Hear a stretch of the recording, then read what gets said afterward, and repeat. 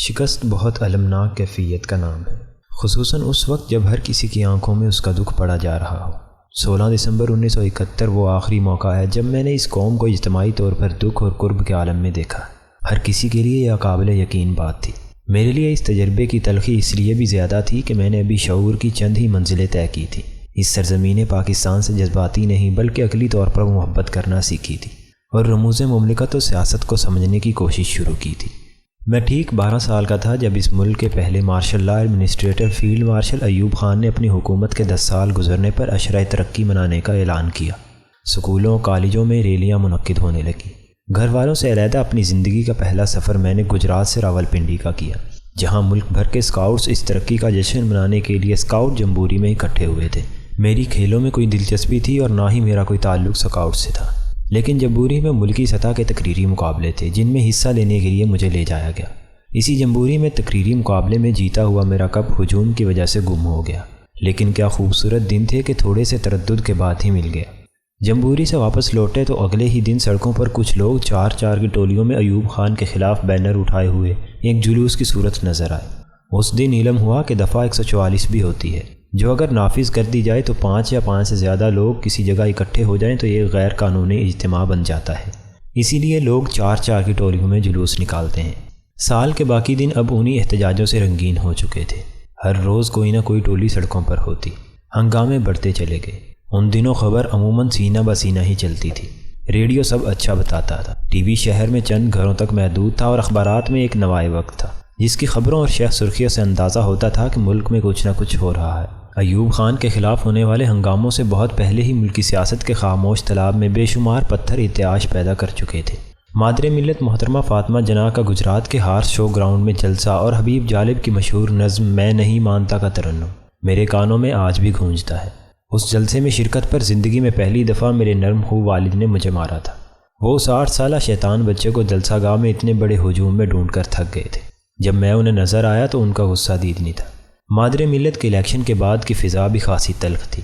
تھڑوں اور چوراہوں پر کراچی کی جھگیوں کو جلانے میں ایوب خان کے بیٹوں کے ملوث ہونے کی کہانیاں سننے کو ملتی تھی، لیکن اچانک ستمبر 1965 کی جنگ نے پانسا ایوب خان کے حق میں پلٹ دیا۔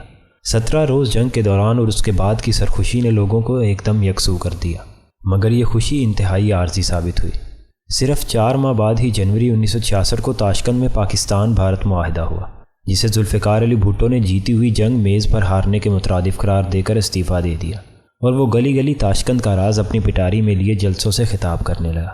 ہر جلسے میں اس پٹاری سے راز برآمد ہونے کی امید میں لوگ شرکت کرتے اور اگلے جلسے کی امید لے کر لوٹ جاتے۔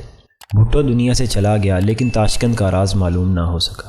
وقت کے ساتھ ساتھ لوگ اکٹھے ہوتے چلے گئے اور ایوب خان کے خلاف ایک مسلسل تحریک بنتی چلی گئی۔ لوگ تقریباً ہر سیاسی طور پر مقبول چہرے سے آشنا تھے، کیونکہ یہ سب کے سب مغربی پاکستان کی سیاست میں نمایاں تھے، مگر ایک چہرے اور نام سے صرف میں ہی نہیں بلکہ اکثر پاکستانی فروری 1969 میں اچانک روشناس ہوئے۔ ایک دن اخبار کی ہیڈ لائن تھی، اگر تلہ سازش کیس واپس لے لیا گیا۔ ساتھ ہی ایک مونچھوں والے شخص جس نے بال پیچھے کی سمت بنائے ہوئے تھے، اس کی تصویر تھی جس کے نیچے لکھا تھا اگر تلہ سازش کے مرکزی کردار شیخ مجیب الرحمان۔ میرا تجسس اگر تلہ سازش کیس کے بارے میں معلومات حاصل کرنے کی طرف لے گیا۔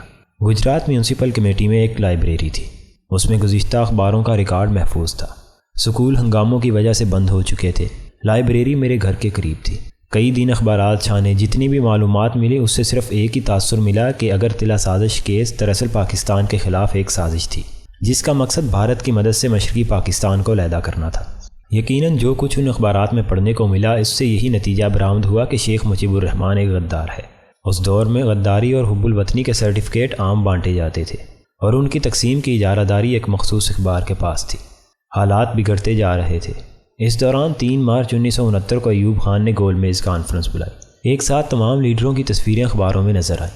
پہلی دفعہ نوابزادہ نصر اللہ خان کی اہمیت کا اندازہ ہوا کہ انہیں اپوزیشن کی طرف سے مذاکرات کا سربراہ چنا گیا تھا۔ شیخ مجیب الرحمان کی بے شمار تصویریں اخباروں نے چھاپی۔ وہ ان میں ایک جاذب نظر شخص نظر آتا تھا جس نے سفید کرتے پاجامے پر کالی واسکٹ پہن رکھی تھی۔ جیل سے رہائی کے بعد ایسی مسکراہٹ عموماً سیاستدانوں ہی کے چہرے پر ہوتی ہے، جیسے کوئی بہت بڑا مارکا سر کر کے آئے ہوں۔ ایوب خان رخصت ہوا، اقتدار یحییٰ خان نے بزور قوت حاصل کر لیا۔ چند ماہ تبدیلی کے سناٹے میں ہی گزرے، مگر پھر سیاسی سرگرمیوں کا آغاز ہو گیا۔ ہم گجرات والوں کے لیے یحییٰ خان کی صدارت کسی حیرت سے کم نہ تھی۔ ایک بڑا فوجی آفیسر جو مسلسل سرگودا روڈ پر واقع جنرل رانی کے گھر آیا کرتا تھا، بلکہ کئی دفعہ تو وہ سامنے والے کھلے میدان میں ہیلی کاپٹر سے اترتا اور ملاقات کرتا۔ ایسا شخص ملک کا صدر بھی بن سکتا ہے۔ شہر میں ہر طرف چہمگوئیاں تھیں۔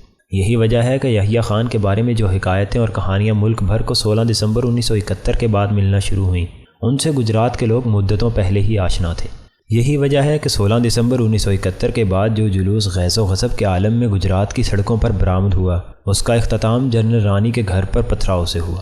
ایوب خان کی بلائی ہوئی گول میز کانفرنس سے دو کردار بالکل علیحدہ رہے، ایک ذوالفقار علی بھٹو اور دوسرا مشرقی پاکستان کا کمیونسٹ انقلابی مولانا عبدالحمید بھاشانی۔ بھٹو کی الگ تھلگ اور غیر مصالحتی سیاست آج کے عمران خان سے خاصی ملتی جلتی ہے۔ ہر لیڈر کا تمسخر اڑانا، سب کو ناقابل بھروسہ سمجھنا اور خود کو پاکستان کے مسائل حل کرنے کے لیے مسیحا کے طور پر پیش کرنا۔